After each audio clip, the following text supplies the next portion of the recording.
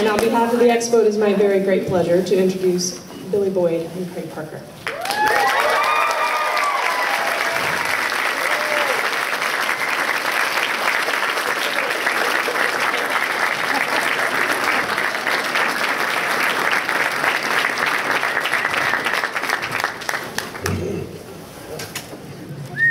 Billy's wearing a very smart jacket. I apologize for my sweaty t-shirt.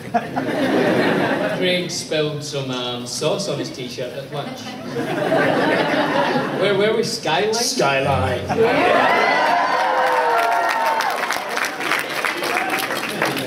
And they give you this you may not know it because you're from here, but if you're a foreign tourist traveling through and it's your first time, you get a little packet to take home. It's like, first time Skyline. Yeah. You get some hot sauce, you get some crackers, you get one strand of spaghetti.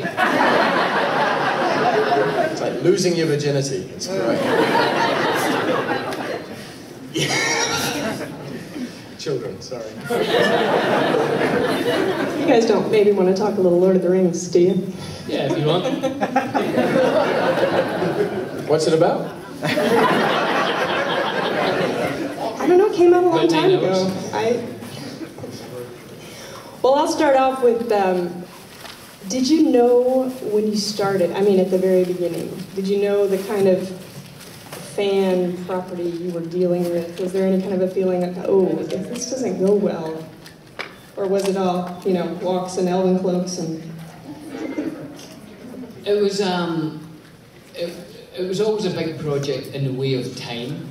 That, you know, when people were talking about it when it was casting, it's like you need to go to New Zealand for like 2 years, and so it was always a big thing. It was always going to be a big thing in your life personally, but I don't think anyone realised what a big thing it was going to be in pop culture. And I honestly mean that. People laugh when I say this, but we had no idea if it was going straight to DVD. Honestly, nobody knew. You know, it wasn't like this is going to be a big hit or anything. You know? So we just kind of made the best film we could. Because Jackson, I mean, Jackson had worked in, you know, 3 studios, and I forget the horrible soap opera history that there was trying to get it, you know, greenlit, I guess. Yeah. Mm-hmm. Yeah. I like that greenlit. Movie talk. It's I am ashamed to admit I had not read the books growing up. Sorry. I did 1.5 of them. But I had no idea of the Tolkien world. I knew who he was. I knew these books existed, but I didn't realize the level of passion there was towards his writing. And I think it was the first one of these kind of things before the first movie had even come out. Suddenly seeing the value that story has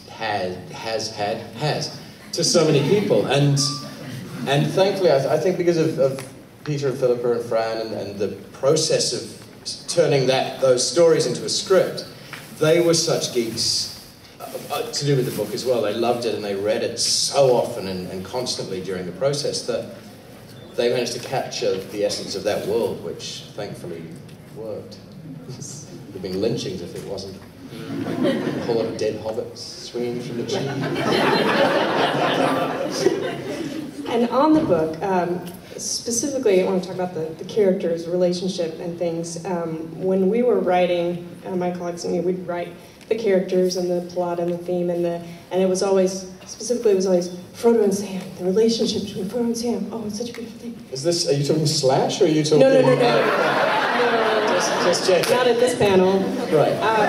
No, but what I've noticed lately watching the movies is Merry and Pippin. I thought Peter Jackson, and he was there, you know, in the book, but did he, you know, what kind of emphasis did he put on that in the filming? Was he like, okay, you guys know this is, or did that just kind of gel naturally out of the script, or? Yeah, I think it kind of came through the script. I think we're very lucky that me and Dom really hit it off in a very Slash way. But then we moved past that. And no, I think you know, I think we were very lucky that me and Dom became really good friends, you know, so we would just mess around, and sometimes that messing around would get on film, you know, and Pete used to enjoy it. He would just be sitting behind his screen giggling away at us, you know, making up stuff. But always with respect to the books, you know, we always had the books with us and say, oh, it'd be great to put in this, and you know, even, you know, the idea of this, it'd be good if we could, you know, when everybody arrives at wherever, and, you know, that if we could kind of have a little Merry and Pippin thing, that we were always trying to put in stuff. Some stuff didn't make it in.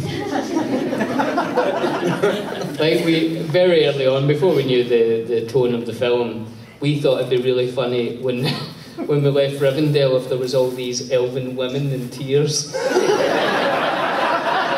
Some of them pregnant. So there'd be tiny little pregnancy bumps. Just wallet-sized. I want to see that film. Right? I would like the idea as well that if when we're all camping out, you know, on our way to wherever, that Aragorn should be looking out across, you know, the mountaintops, and me and Dom should just come up and stand next to him and, without saying a word, just have a...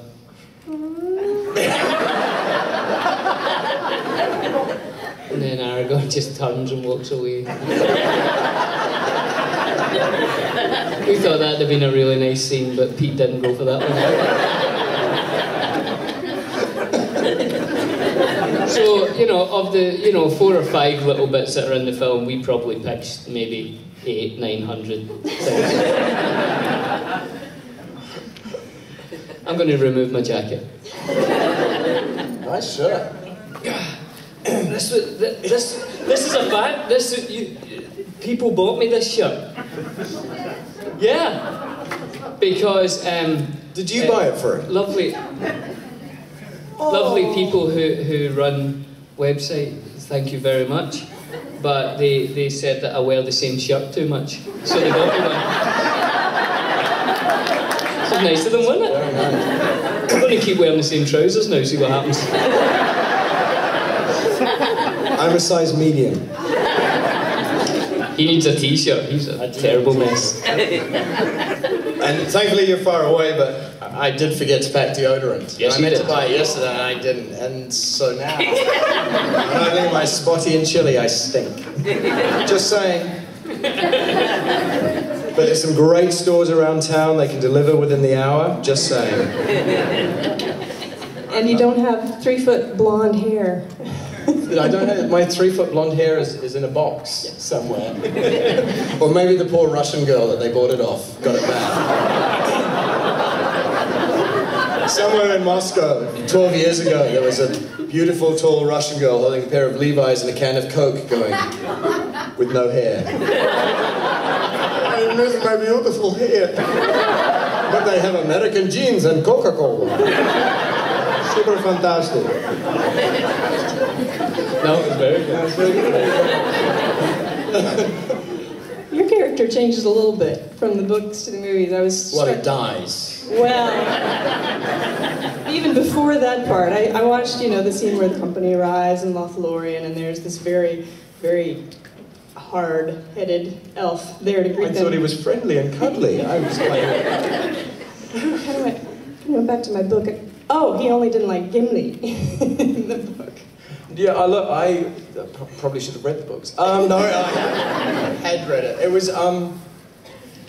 was more the idea of because a big bit is the human elf distance by that stage in the world, and the elves wanting nothing to do with this battle. So I think my grumpy transvestite elf was about the disdain, not so just you are nothing to us, you are less, we don't even consider you people anymore. So it was a general hatred. It wasn't a specifically hating the dwarf, but generally hating anything small and hairy. They didn't have long, beautiful, stolen Russian hair.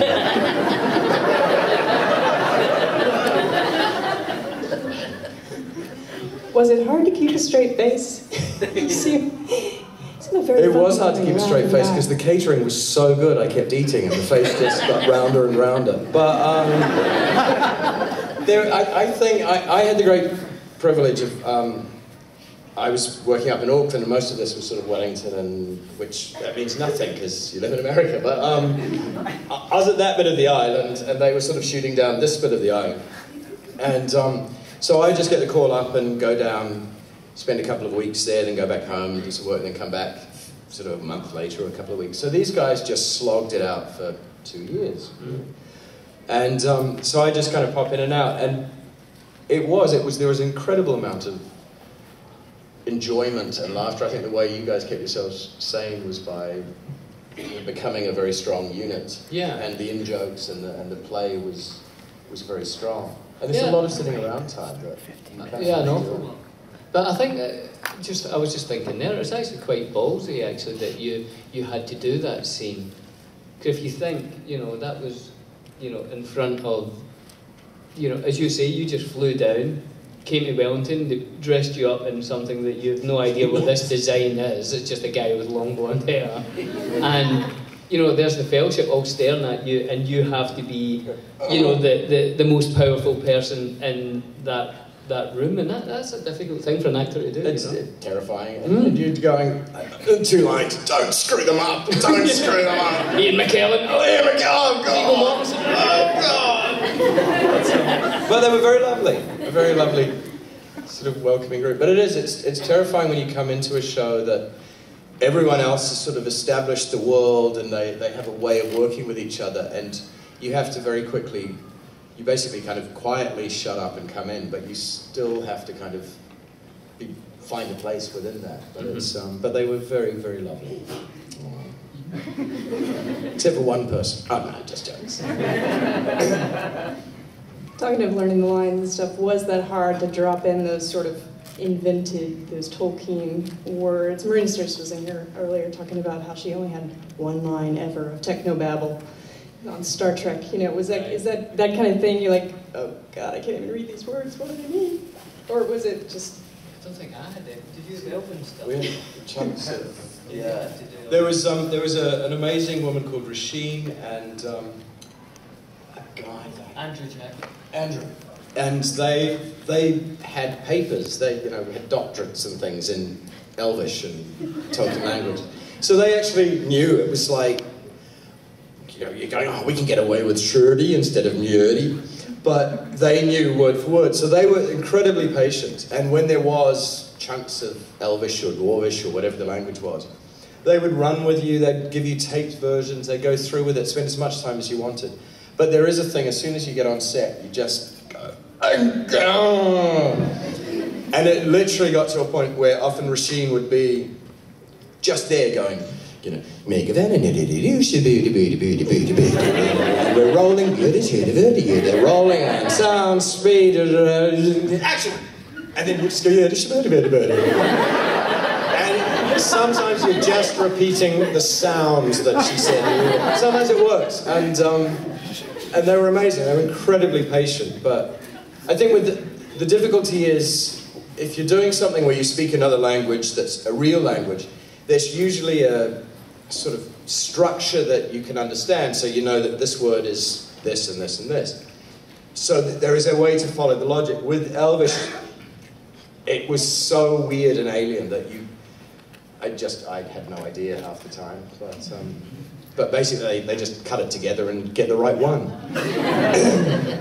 Slap some captioning on it, we never know. Slap some captioning. But no, people do know. In fact, there's a scene which they scripted a whole lot of stuff, and it's, I think it's Aragorn and Haldir, and they're chatting away in the back of shot. And someone at one of these things once went, oh, you were talking about this and this and this, and they had lip read in Elvish, which just seemed a little level of Tourette's that's quite mine. Stop now, sorry. A lot has been talked about of the camaraderie and the fellowship, yes, that you all were able to have together, working together so long. And was it difficult sometimes? Did someone have to kind of go, hey guys, Gandalf just died, so... Or was it easy to go back and forth?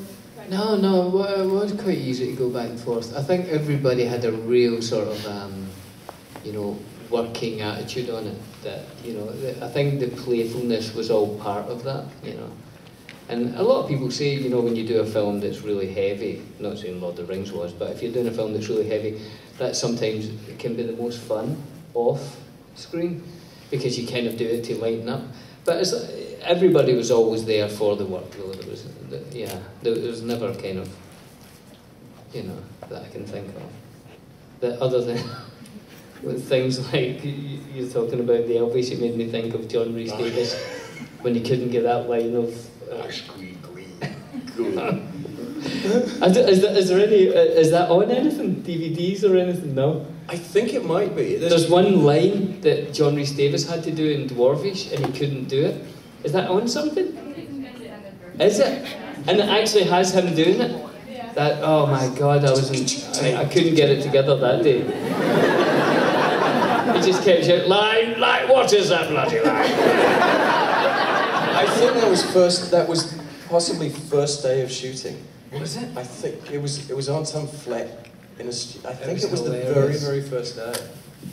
And you hear, because it was film, it was pre the digital thing, and film makes the sound in the canister that you can hear when you're on set, and it's a sound that just means expensive. You just hear money going. And you can only use it once, and I was just this amazing thing of the sound going on, and you go, there's a house, there's another house, there's a Learjet, he got the right level of anger by the end of it. Who was the most fun? I mean, anybody in the cast, you just kind of went, ooh, I can't believe I'm here with him or with her. Oh yeah. No pressure. Ian Holm. Yeah, Ian Holm is one of my favourite actors. Along with Craig Parker, of course.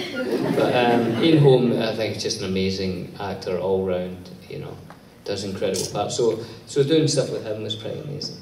Yeah. Well, BillyBoyd.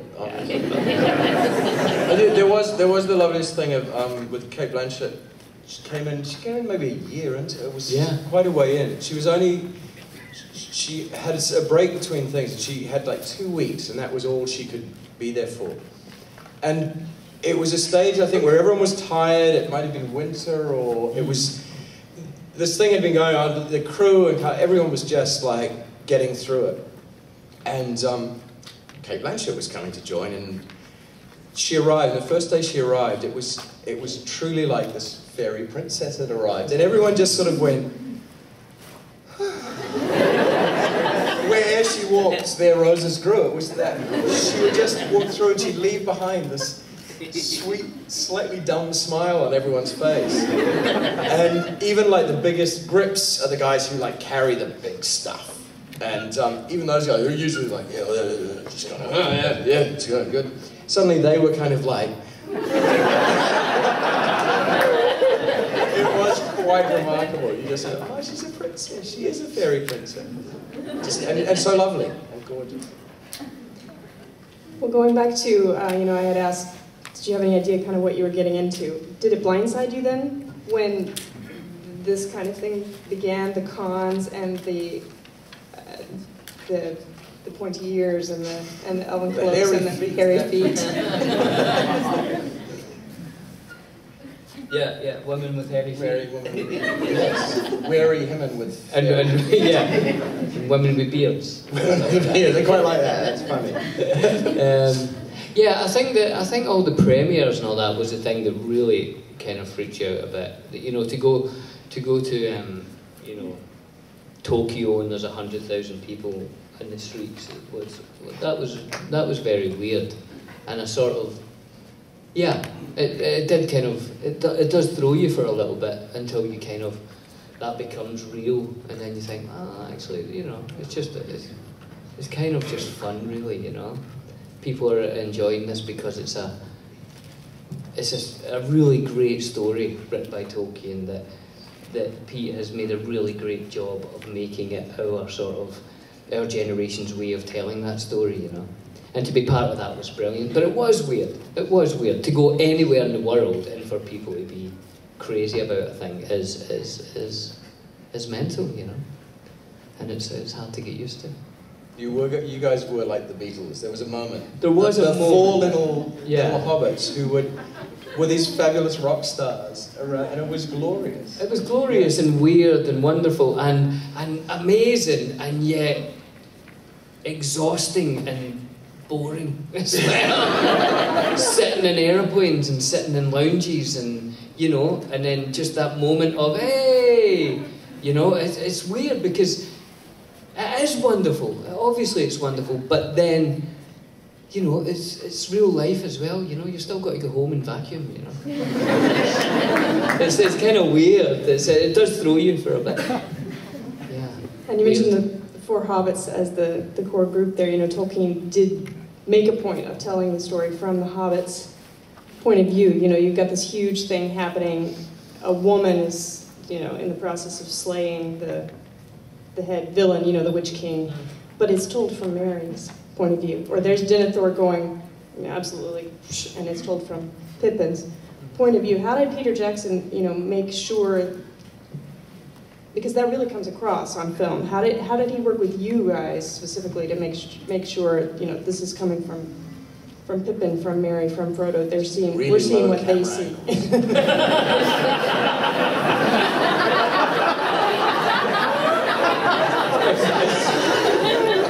It's just all you see is noses. I guess I'm asking, did you see that baked right into the script? Metaphorically? Oh, God. Did you see it baked right into the script that way, or was it, I mean, yeah, I guess I'm asking, was it stuff he did out of our sight, out of your sight, just what he did with the cameras? I mean... Yeah, I think so. I think it was more to do with what he was doing with cameras and cuts and you know what Tolkien wrote as well, because he wrote it, as you say, you know, he wrote that, you know, because the hobbits are the closest to, you know, us, you know, that we're in a war and we don't want to be in a war and what's everybody fighting for and other things that rhyme with war. You know, there's the elves that live forever and they're beautiful and they've got great Russian hair and all that. You know, so we as viewers relate to the hobbits more, you know. There's Aragorn, we all want to be Aragorn, but we know we can't be Aragorn. I mean, we can be the little guy that knocks a thing down the well, you know. So we just, I think, as viewers, we go, that's more like me. So I think it's kind of written in there. How is it different? I mean, this is probably maybe too big a question. A project where you literally just have to go and live there. I mean, you said you were kind of flying in and flying out, but you know, there's a group just living there 2 years. Is it the experience of a lifetime? Is it, oh gosh, I just want to go home for 2 days? Or is it, you know, some of both? No, it's weird. I mean, it was your home pretty much. Yeah. But I don't think any of us, even though, you know, you love your family, you love your friends, but it was such an adventure that we weren't in any hurry to go home, you know. You know, to make this movie was amazing. And when you have a barbecue, Ian McKellen and Kate Blanchett are at your barbecue. You know what I mean? That doesn't happen back home.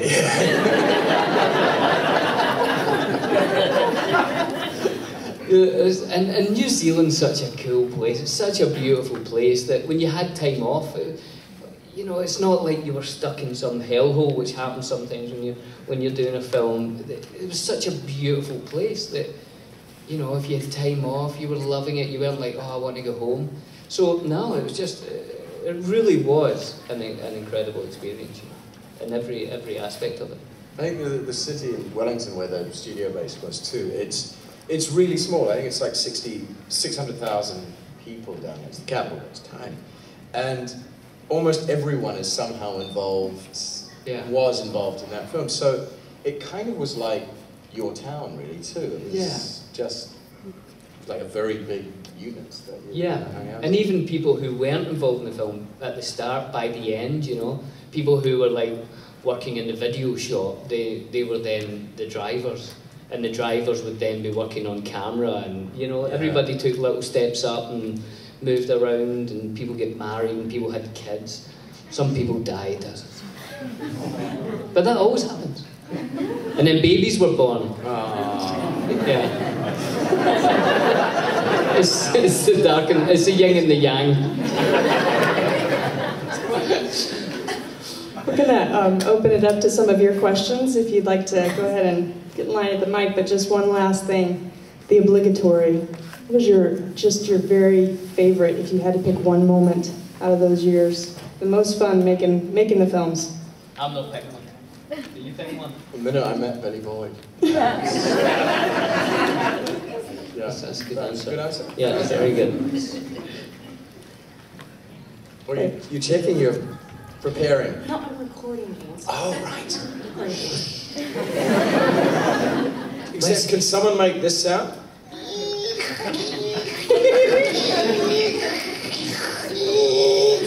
Go ahead.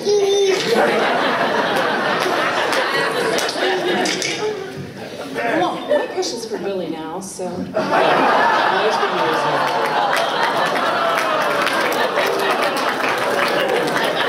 That gives me more time to say. I've seen Master and Commander more than any woman should, because if he weren't married to me, he'd be married to Russell Crowe. So I just want to know if you have any good stories, preferably with Russell in them. And did you have to train for, to learn how to do everything in that movie?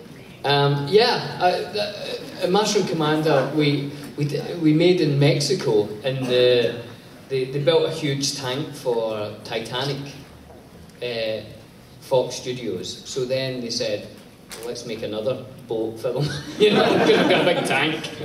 So we made Master and Commander, and we went about 5 weeks early, I think, and we did a boot camp where we learned how to set sails and fire cannons and be men, climb up things, and it was great.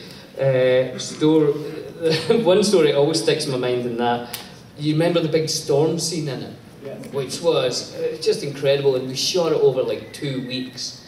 But it was so hot down in Mexico, and they had these rain towers that poured this water on us from the tank. They sucked the water up from the tank, and it was freezing. And they had jet engines that fired the wind at us. And then they had dump tanks that dumped 5 tons of water. So that was like the waves coming, and like it would blow people right off the ship and stuff. It was crazy. But then we found out, like, there's only, 80 people on the boat, but we had to be on it at all times because it was shot as real, so you could always be in the background of a shot. So on a shooting day, you never went to your dressing room. You were just on this little ship all day. So say there was 20 actors, the rest were supporting cast. And they got people from Poland and Africa, so that it all looked right for the time. And we didn't know, but a lot of the supporting cast had been peeing off the side of the boat into the tank. We'd been filming for about 2 months before the storm scene, so we'd been rained on piss.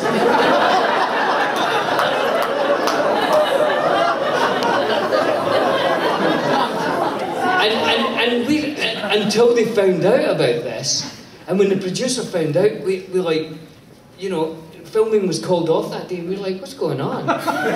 They said, everybody's got 3 days off. What? They had to drain the tank, clean it all out, and fill it back up again. Covered in piss. I was going to be Master and Commander covered in piss. There you go. Be a sequel. It's very good for athlete's foot. Nobody had athlete's foot. I was stung by a jellyfish and I went, it doesn't need it.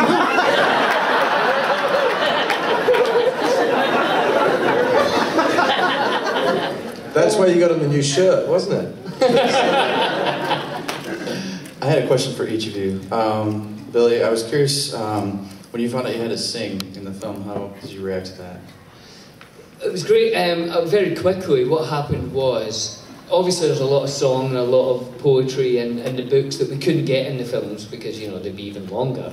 So, but one day there was a karaoke night and I was singing Delilah, you know. Who is that again? Tom Jones. Tom Jones. And drunkenly singing Tom Jones. And one of the writers, Philippa, was there, and she was like, "Oh God, we've got to get a song in." And Howard Shore was asked if he would write something. He said, "Yeah, we'll write a little thing."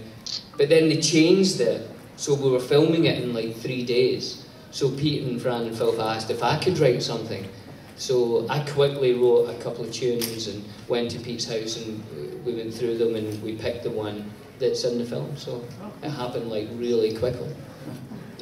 And then, Craig, I was kind of curious about your experience in Power Rangers Ninja Storm. When I saw you come up, can you turn around? Yeah.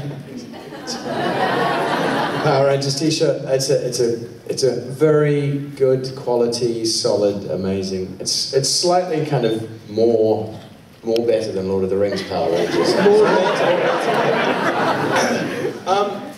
Do you know? I very quickly. A friend of mine was the voice organizer on Power Rangers, which was shooting in New Zealand. And one day when phoned me up and went, "I'm really stuck. Some guy was supposed to do this thing. Can you just come down and do this?" And I was like, "Yeah, sure." I was having coffee just up the road. And Power Rangers, for those of you who don't know, is a whole lot of robots and superheroes and things. And the monsters, every year they go, the monsters are going to be more interesting this year, but pretty much every monster, go like this! So, for my dear friend Jim, I went down into a studio and I was doing a show at the time where you usually need to use your voice, but for like 5 hours with my friend Jim, we voiced a couple of different monsters who...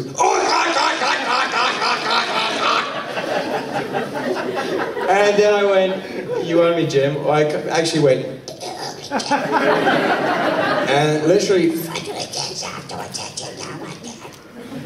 And that was my entire experience of the Power Rangers journey. And thanks to the internet, people know I did it.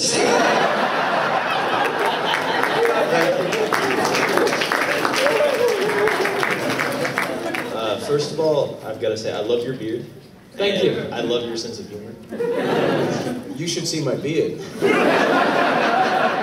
what you've got right now is awesome. I'm just going to say that. So my question, I really want to believe that in the process of making the films, you guys all got really close. How often do you still see everyone? Do you ever all get back together? Or? I mean, it's all sort of, get back in your position. Get back. Good.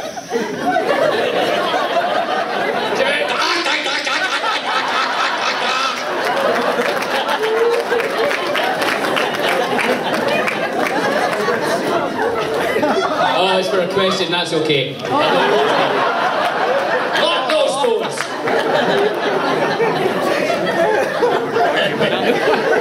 I was born at a very early age.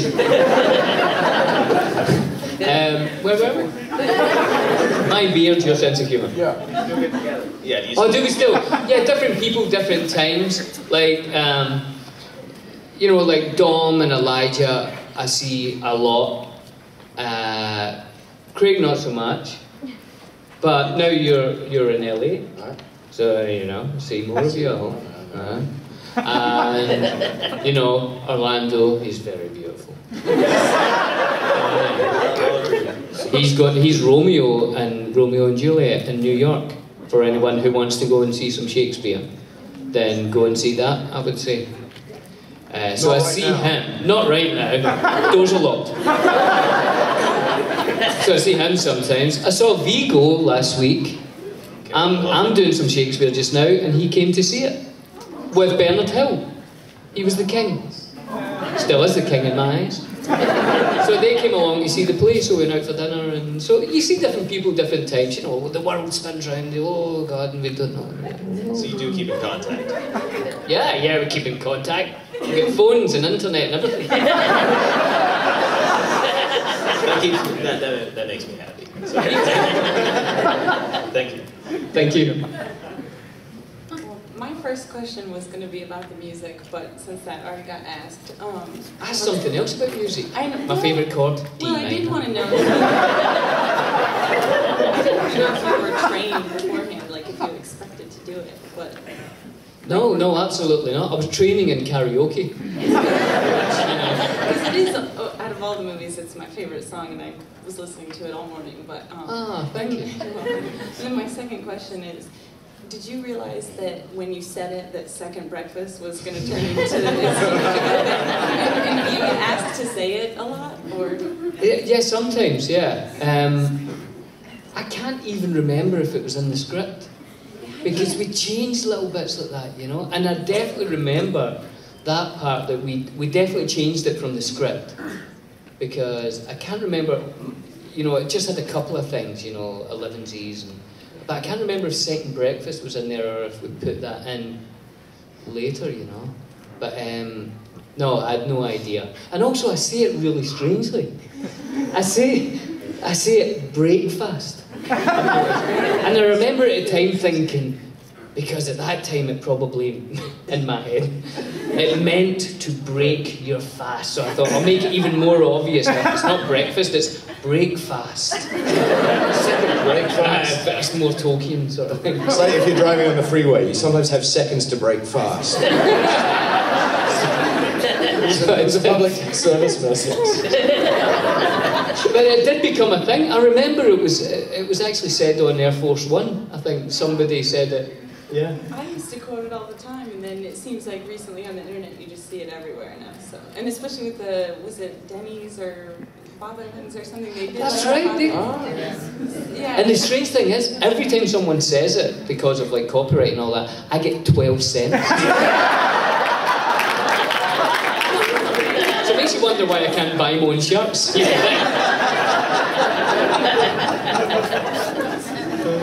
I still want to see Delilah in the film, in place. It's such a beautiful moment, but imagine if that was... Why, Delilah? Did you sing Master Hobbit? I know a couple of Tom Jones. Wouldn't have been the same. We have second breakfast now. No, throw your knickers. Sorry. Not you. Sorry. I was wondering at what point in both of your lives you decided to become an actor. In the book of your life? No, in both. Nice. Oh, I thought, yeah, I'd like that as well. I think you were all poetic and saying, in the book of your lives. At what chapter? No, say that. That's much better. That's a lovely thing to say. Book of your lives. Yeah, anyone who's recording, you scrub the last bit and then say it again. Book of your lives. Book of your lives. Did you decide to become an actor? That's like something from the actor's studio. Whoa.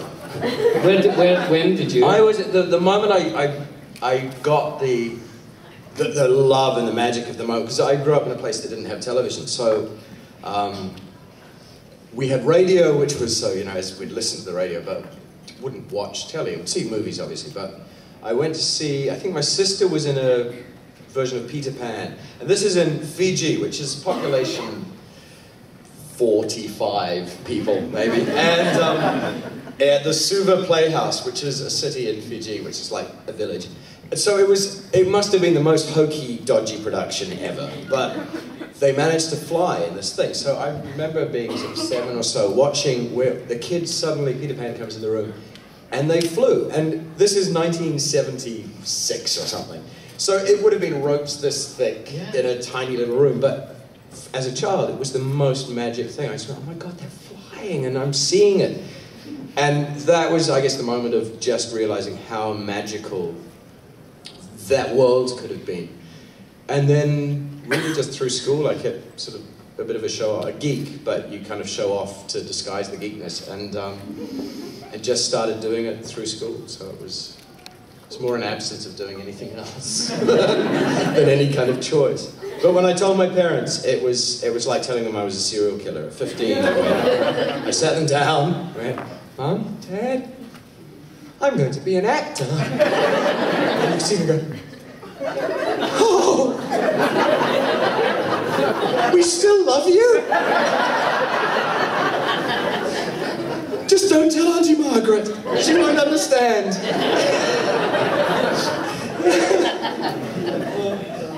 Don't bring any of your actor friends round. Yeah, mine was school as well, primary school, whatever you guys call that. Elementary school? Elementary. My dear Watson. Yeah. I was in Peter Pan once, playing the one with the hat, with the top hat. Forget the names. Terrible. John. And well, this one night I didn't. One night. So Peter Pan comes and, you know, and he gets us all to stand on our bed and puts the fairy dust on us and we're all meant to fly. And the stage manager, where, you know, this part is the window of the Wendy's room. And the stage manager's in the window going, "You're not flying, you're not flying." And I was like, "What?" And he says, "The ropes are not working, you're not flying." And Peter Pan says to me, "Try it, John, fly." And I was like, "I'll try from outside." And Pete's gone, no, fly, John." And I was like, "No. I'm not jumping off this thing." Yeah. So I just climbed out the window. Just think if that had been the night you went to the theatre, you'd never been an actor.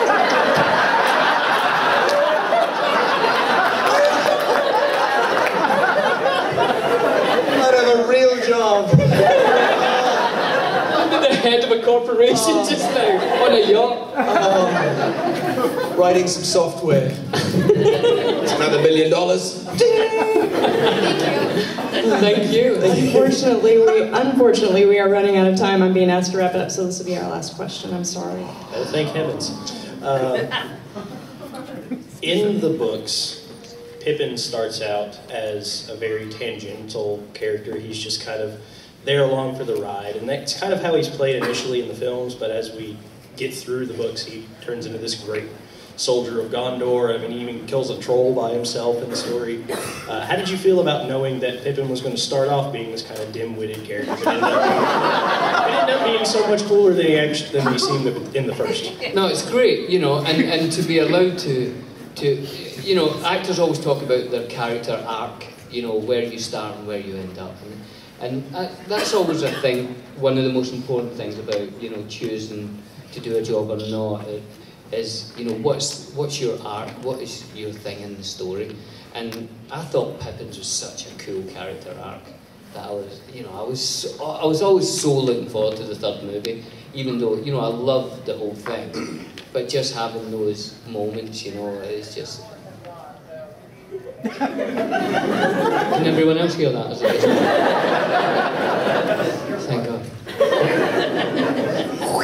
So yeah. Thank you very much. Thank you very much for being with us today. Thank you.